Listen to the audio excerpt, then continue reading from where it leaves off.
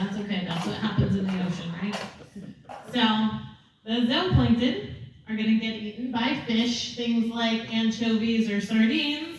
And as you can see from our bait ball behind us, those are going to get eaten by the dolphins. So we'll have these fish each eat a couple of fish. Then the dolphin or any other marine mammal, could be a seal, could be a sea lion. They're going to eat the fish, and you can quickly see what happened. What started out as really spread out toxin ended up all concentrated into one animal. So that's sort of the concept of bioaccumulation. We're going to come back to that later too when we are talking about not so natural challenges that these dolphins face. And it's the same thing that happens if a person were to get sick. Most of the diseases you notice were named after shellfish. That's because shellfish are big filter feeders, things like clams, mussels, scallops, things like that. They filter in all that plankton, they can concentrate those toxins, and then if you eat 10 of them, that's going to make you sick. So it's a good reminder to know where you're getting your food from, and make sure that it is from a reputable source that has looked out for things like red tides, harmful algal blooms. I left my clicker. Okay.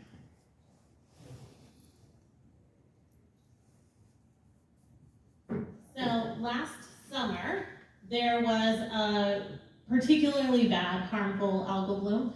We could not see it off the pier. It was an offshore bloom.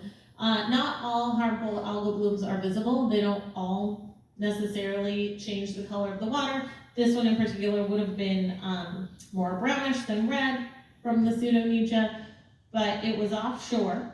It had a really, really large impact on a variety of marine mammals, including dolphins, seals, and sea lions. Remember, this is the one that causes that amnesic shellfish poisoning. Sometimes the seals or sea lions in particular will come up on the shore. Another good reason not to go poking wild animals. They are not necessarily going to be friendly, because if you have a neurotoxin and you're going a little bit crazy, not a good time to have some random hand coming at your face. So always stay away. You can always contact lifeguards. They know what to do. Usually they'll make a zone of cones around the animal, and they'll call in the marine mammal rescue. Unfortunately, there's not a cure. So if they're able to get the animal soon enough, not enough damage has been done, they can feed it not harmful food, give the animal some fluids, kind of nurse it back to health that way. But if it's past a certain point, they've already ingested too much toxin, unfortunately, there's not too much that can be done. I'm going to let Eric come talk about this particular dolphin. So on this day, it was kind of a strange day, like it can be any time off the pier there. Anyways, somebody's yelling off the pier saying there's a dolphin that just beached itself. So it's like, first thing I'm out there, like, where? So I get there, and this dolphin, what you see out there, right there, actually came on shore alive. Not knowing exactly what was happening at the time, I knew the domoic acid outbreak was out there. At this point, we didn't get a whole lot coming into our beaches, Santa Monica Bay area. It was more Point Dune Beach, northward, Santa Barbara area and everything like this. So the bloom's been going on already for about a week and a half, and at that point, I found out there was a little, I'm going to get the numbers a little off, so it's not going to be direct, but a little over 300 sea lions have already died in a week and a half. And over pretty close to almost 100 dolphins have died. It was like 75-ish, somewhere in that range. None of ours did not affect the coastal bottlenose dolphins. It only affected what we call the common dolphins, which was right there. So I went down there and see what I can do for help, whatever like that. So when this dolphin came on shore, the lifeguards already picked one up 10 minutes ago over in Hermosa Beach. While I was helping with that one, a call came by off of Dock Weiler Beach, and another common dolphin came in that passed away from there. So animals were dropping off. So the domoic acid outbreak peaked somewhere in beginning of August. And then it just started diminishing down and diminishing down. Outbreaks happen, just to let you guys know, that outbreaks of domoic acid happens every year. Some are not as severe. Sometimes the Pseudonetia is out there, but it does not release its toxins. So it's always out there. We don't know why and how it releases these toxins. So like Val said, when you see something like this coming up on the beach, tell the lifeguard. You know, like we had a 6 sea lion coming up on the beach. I don't know what was wrong with it. It was a young pup. Could have been dehydrated, could have been whatever. And I was taking a good look at it, and somebody had their dogs run loose on the beach and called it over. Hey, look at the sea lion, and chased it back into the water. So be careful with pets and all that other stuff which is out there. Still Oh, it is still. It's you. Oh, now comes the fun part.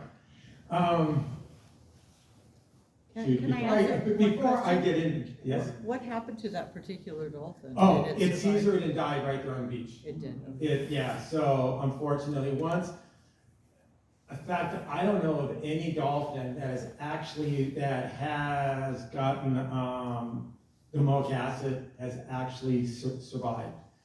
The sea lions, I'm not sure about seals, as Val said, if they get the sea lions early enough, there is a chance. And the only people who would know those numbers is the Seal Sea Lion Rescue up in Palos Verdes, which is up there and stuff like that. So, anyways, my favorite part to talk about. I don't know, before I get in this, it has something to do with this. So, I didn't know if I was going to say anything about this or whatever, but why not? So, kind of a little funny thing. People ask me, people who know me very well, they ask me, they say, you're going to wear shoes, you're going to wear flip-flops or whatever to the top. So, yes, I am wearing shoes. The next question is, somebody asked me, is if I'm wearing socks. This is what brought this thing up, because there's a little story behind this. Yes, I am wearing socks. I'm wearing dolphin socks. The reason why I'm saying this, the story of these dolphin socks was about 2 weeks ago. Some dolphins were coming by, and there are these 2 ladies that I do know. I've seen them on the pier walking around. They go, I have a Christmas present for you. So you got a Christmas present for me? I go, yeah. I had these. They were going to walk in and just give them to somebody, but they wouldn't give them to me. So they gave me a pair of socks, which I thought was ironic and everything, that had dolphins on it. Now, we're going to get into this a little bit more.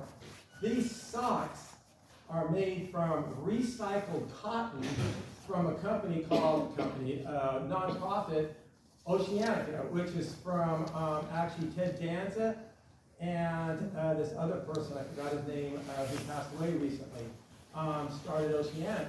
And to let people know about what's happening, what they can do, and stuff like that for themselves being in the ocean. So I just wanted to throw this little thing about, yes, I'm wearing socks, they're dolphin socks, but they are recycled cotton socks. So now it's my favorite thing of all, the predators of the ocean. Okay, there is only one predator. I'm talking about predator, I'm not talking about, there's basically, if you look at it, there is 2 things that can harm a bottlenose dolphin. So if I talk about humans, which we are going to talk about that. Yes, humans can harm bottlenose dolphins. But there's one animal in the ocean that I have been having, it feels like a dream, having incredible fun over, is my favorite animal of all. Orca. The orcas. So you guys, if you've been listening to news, reading newspapers, going on the internet or whatever, you've been hearing about this pod of orcas coming around, going from San Diego all the way up to Ventura and stuff like that. So these orcas came up from Mexico. They're called ETPs, Eastern Tropical Pacific. We'll get into more of those. We've seen these guys before about 5 years ago. I happened to be out on them, and they killed the dolphin when I was out there and stuff. They only primarily feed on that. We don't know why, whatever. But you guys don't have to see the next video, which is coming up, but I've only witnessed 2 dolphin kills in my whole life, both from our other killer whales that, that come by. We'll talk more about that afterwards. But I had a drone up when these guys came by off of Redondo Canyon, and it's a family of 10 whales, which included one big female. She's the matriarch. We think it's also two maternal families together, daughters having other kids and so on, making this family. And so, and we think they're coming up here because of possible food. We don't know what's going on down in their neck of the woods. Maybe they're showing them a different area to feed. I could not tell you. But anyways, this video, it's not them hitting the animal, but it's them actually, after they hit, it was one of our offshore bottlenose group.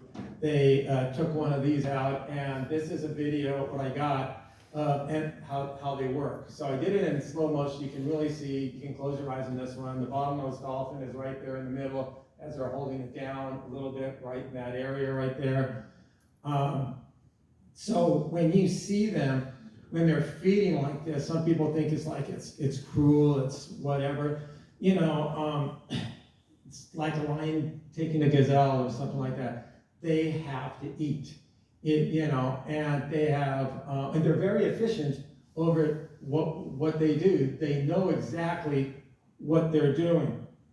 So here's the thing. So when you look at those, then you look at these. Here's one thing. You look at the top predator in the world going after these incredible animals. Just like it was nothing to them. And I've seen other orcas hunt, but these guys are just like, wow. Then they're going to turn around and they go, oh, let's go play in the boats. Let's go play by the boats. Let's go look at the boats. And so these guys are very curious